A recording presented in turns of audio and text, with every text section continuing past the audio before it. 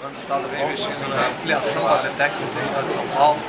Em 2007 nós tínhamos 96 mil alunos, hoje são mais de 220 mil alunos matriculados, mais de 200 escolas técnicas em todo o estado de São Paulo.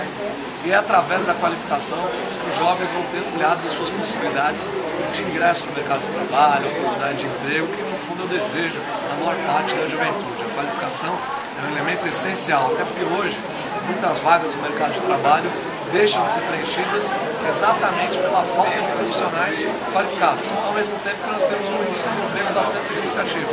Então é preciso ampliar as oportunidades, dar a chance dos jovens, principalmente, se qualificarem para que eles possam ingressar no mercado de trabalho e construir a sua carreira e o seu futuro. E qual foi o investimento do Estado nesta ampliação? Nesta obra nós investimos R$2,5 milhões.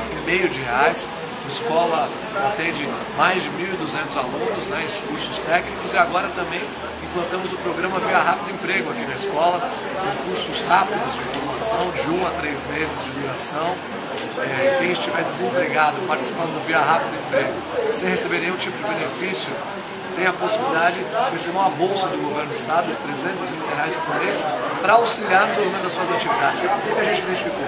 Muitas vezes o cidadão começa o curso e não dá continuidade, porque falta dinheiro para o transporte, para uma alimentação básica. Então isso é mais um apoio do governo para garantir não só a matrícula, mas também a permanência e a conclusão dessa importante formação profissional.